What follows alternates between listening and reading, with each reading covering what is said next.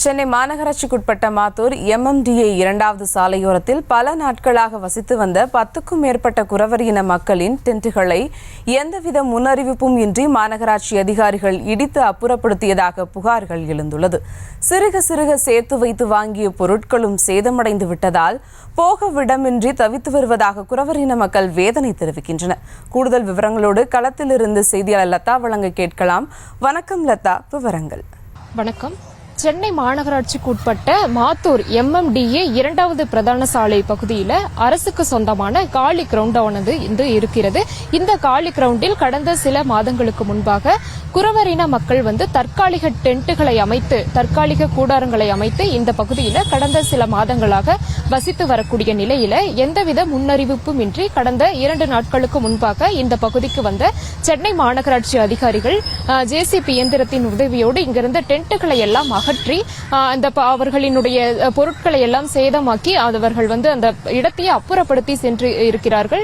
தற்பொழுது பார்த்தோம் என்றால் இந்த குறவரின மக்கள் எந்த இடத்திற்கு செல்வது, அடுத்த கட்டமாக என்ன செய்வது என்று புரியாமல் குழந்தை குட்டிகளோடு இந்த பகுதியில் இருப்பதை நம்மால் பார்க்க முடிகிறது. முக்கியமா பார்த்தோம்னா ஆக்கிரமிப்புகளை அகற்ற வேண்டும் என்றால் முன்பாகவே அந்த பகுதி மக்களுக்கு நோட்டீஸ் கொடுக்க வேண்டும். ஆனால் எந்தவித முன்னறிவிப்பும் இன்றி இந்த ஆக்கிரமிப்பானது அகற்றப்பட்டு இருக்கக்கூடிய நிலையில எத்தகைய பாதிப்புகளை இவர்கள் சந்தித்து இருக்கிறார்கள் என்பது தொடர்பாக இந்த பகுதியை சேர்ந்த பெண்ணிடம் கேட்கலாம்.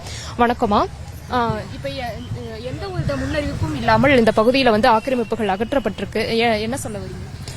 இல்ல, நாங்க இங்க ஒரு 8 மாசமா இருக்கோம். இங்க 8 மாசமா நாங்க மண்ணில் சின்ன மாத்தூர்ல இருந்தோம். அங்க புயல் காத்து கம்பம் கவுந்து விழுந்துருச்சு. எப்படியோ 10 பேருக்கு மேலவே இறந்துருப்போம்.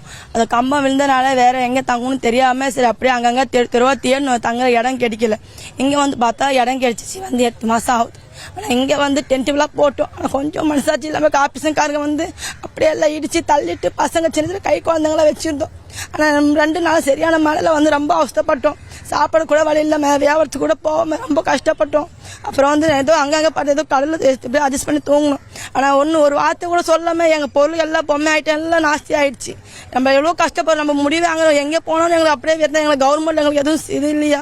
நம்ம கூட மனசாட்சி இந்த தேசிய கொடி, இந்த தேசிய இது நம்ம அன்னைக்கு கொண்டாடி தேசிய விருது கட்டியிருந்தோம் மேல, அதுவும் கவனிக்காம தேசிய விருதோட அப்படியே தள்ளி ஒடிச்சிட்டு போயிருக்காங்க.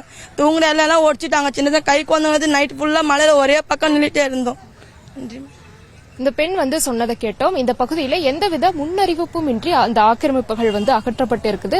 தற்போது பார்த்தோம்னா தெரியும், இந்த ஆக்கிரமிப்புகள் இருந்த பகுதிக்கு அருகிலேயே அந்த துரித உணவு கடைகள் எல்லாம் கூட இருக்கிறது. அந்த கடைகள் நடைபாதையில் இருக்கிறது. சுமார் 5க்கும் மேற்பட்ட கடைகள் இந்த பகுதியில மட்டும் இருக்கிறது. ஆனால் அந்த கடைகளை அதுவும் கூட ஆக்கிரமிப்பு கடைகள் தான். ஆனால் அதை அகற்றாத மாநகராட்சி அதிகாரிகள் இதற்கு அருகே இருந்து இந்த டென்ட்டுகளை மட்டும் அகற்றிவிட்டு சென்றிருக்கிறார்கள்.